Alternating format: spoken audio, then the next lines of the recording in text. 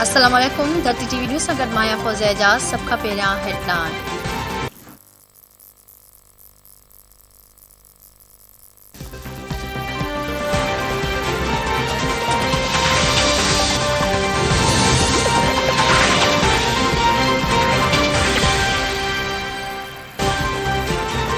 Karachi university में वेन अंदर ज़ोरदार धमाको, हिक नारी समेत 4 ॼणा मारिजी विया। 2 रेंजर्स एहलकार ऐं सिक्योरिटी गार्ड समेत केतिराई ज़ख़्मी। वेन खे धमाके बाद बाहि विकोड़ी वई। सिक्योरिटी एहलकारनि वाक़े वारे हंध खे सील करे छॾियो। इमदादी कार्रवायूं जारी। पुलिस जो चवणु आहे त धमाके जी नौयत ॼाणण जी कोशिश कई पई वञे। ज़ख़्मी थियलनि में चीनी उस्ताद बि शामिल।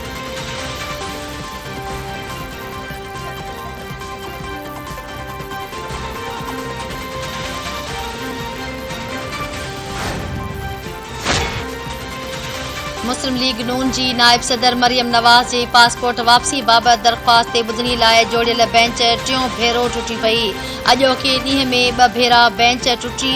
जस्टिस फारूक हैदर बैदि जस्टिस असजिद जावेद घड़ियाल बैदि ॿुधणीअ खां माज़रत करे छॾी।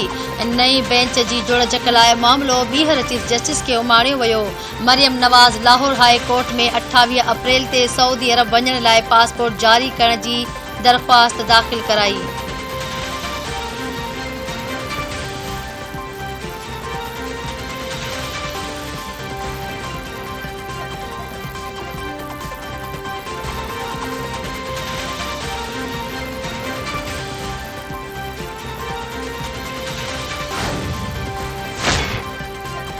ईंदड़ 4 ॾींहनि खां पोइ मुल्क में किथे बि लोड शेडिंग न थियणु घुर्जे। वज़ीर आज़म शहबाज़ शरीफ़ ईद खां अॻु 1 मई ताईं मुकमल लोड शेडिंग करण जी हिदायत करे छॾी।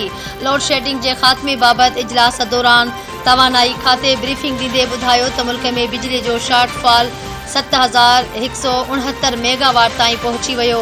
पावर डिवीज़न मूजिबि बिजली जी मजमूई पैदावार 18031 मेगावाट जी सतह ते बरक़रार आहे। हिक साल दौरान बंदि पियल 27 बिजली घरनि मां 20 फाल कया विया। 20 बिजली घर ॿीहर हलण सबबि बिजली जी पैदावार में इज़ाफ़ो थियो आहे। गुज़िरियल हुकूमत 4 वरियनि दौरान बिजली घरनि लाइ ॿारण ख़रीद न कयो। नई हुकूमत 2 हफ़्तनि दौरान ॿारण जो इंतज़ाम करे वरितो आहे।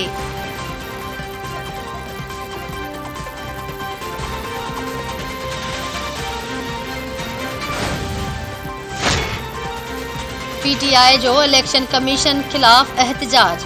इस्लामाबाद समेत चइनी वॾनि शहरनि में इलेक्शन कमीशन जे ऑफिस ॿाहिरां धरणा। कारकुननि पारां इलेक्शन कमीशन जे ऑफिस ॿाहिरां नारेबाज़ी। इस्लामाबाद इंतज़ामिया कंटेनर ऐं कंडेदार तारूं लॻाए रेड ज़ोन सील करे छॾियो।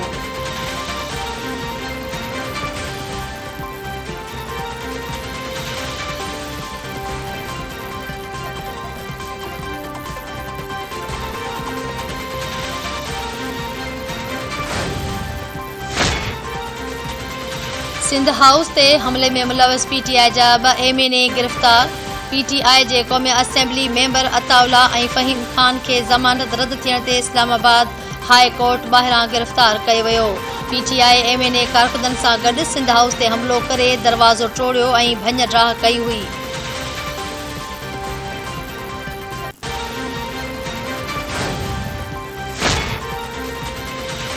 लाहौर हाई कोर्ट में नए चूंडियल पंजाब जे वॾे वज़ीर जी हलफ़ बरदारी बाबति हमज़ा शहबाज़ जी दरख़्वास्त ते ॿुधणी।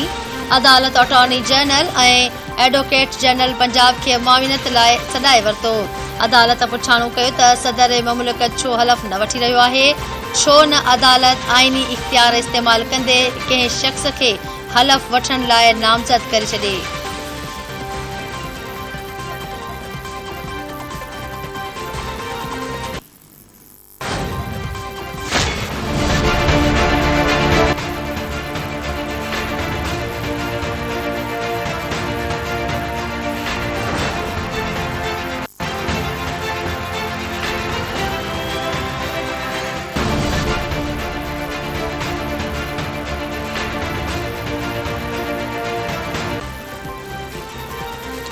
दुआ ज़हरा खे तहवील में वठण लाइ AVCC जी ख़ुसूसी टीम कराची खां लाहौर रवानी। दुआ ज़हरा खे लाहौर जी अदालत मां इजाज़त वठण बैदि कराची आंदो वेंदो। जांच ऑफिसर मूजिब दुआ ज़हरा जी उम्र घट लगी रही है। उम्र जे तयन लाए मेडिकल टेस्ट कराए वेंदो। पुलिस दुआ ज़हरा ऐं साण शादी कंदड़ ज़हीर के पाक पतन मां गिरफ्तार कयो। दुआ ज़हरा वीडियो बयान जारी कंदे चयो आहे त खेसि कंहिं बि अगवा नाहे कयो। मर्ज़ीअ सां घरां निकिरी ज़हीर सां शादी कई। दुआ ज़हरा जे वालिदैन उम्र जे तयन लाइ बर्थ सर्टिफिकेट ऐं पासपोर्ट साम्हूं आणे छॾियो। मेहदी काज़मी जो चवणु आहे त दुआ ज़हरा खे कराची आणे चाइल्ड प्रोटेक्शन जे तहवील में ॾिनो वञे।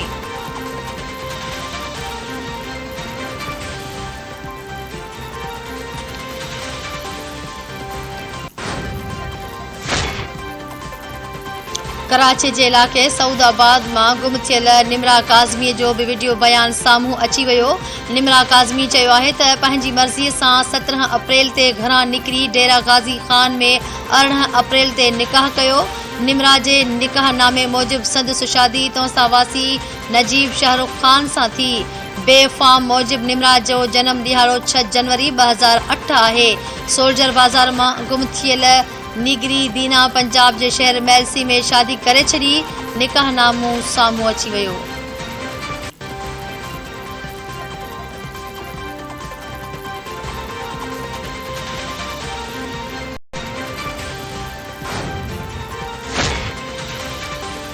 शहीद राणी मोहतरमा बेनज़ीर भुट्टो जी न्याणी बख्तावर भुट्टो ज़रदारी दुआ ज़हरा के निकाह ते मजबूर कंदड़ ख़िलाफ़ केस दाख़िल करण जो मुतालबो करे छॾियो।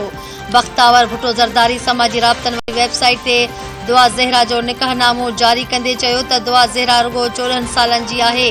दुआ ज़हरा खे शादीअ ते मजबूर कंदड़ नौजवान ऐं निकाह पढ़ाईंदड़ मौलवीअ खे गिरफ़्तार कयो वञे।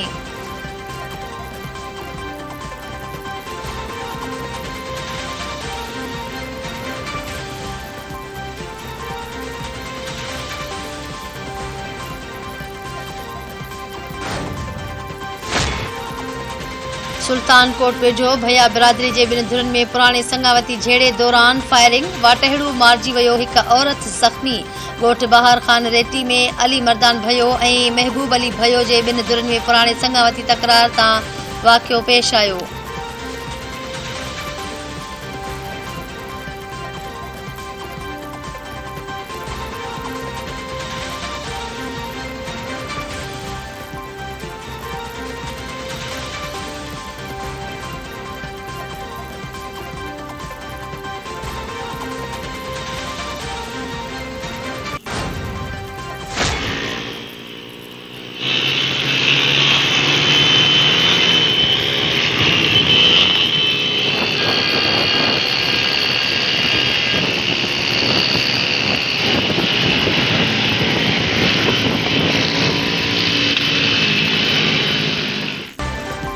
हैदराबाद में वन व्हीलिंग जो आज़ार घटिजी न सघियो। नौजवान वन व्हीलिंग ज़रिए ज़िंदगियुनि सां खेॾण लॻा। मुकीशा थधी सड़क वादुवाह ऐं ॿियनि इलाक़नि में नौजवाननि जी वन व्हीलिंग पुलिस तहत न वरितो।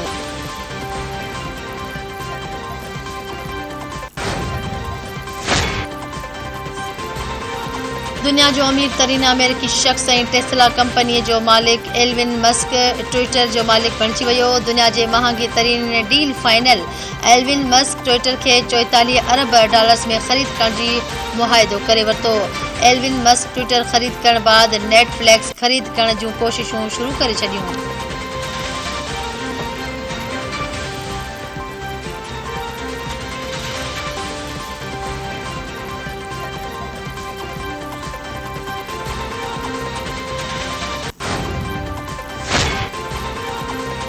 दुबई में व्हाट्सएप वसीले ख़ैरात घुरंदड़नि जो अंग वधी वियो। फ्रॉडी शख़्स गुरबत जो कहाणियूं घड़े ख़ैरात घुरण लॻा। अख़्तियारनि शहरनि खे ख़बरदार करे छॾियो।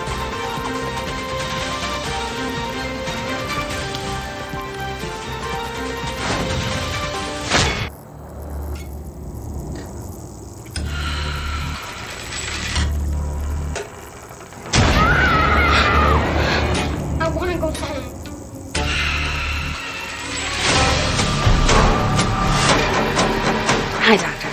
I'm wondering if maybe I should go back on medication. St. Mary's Church. I think I have a demon in my house.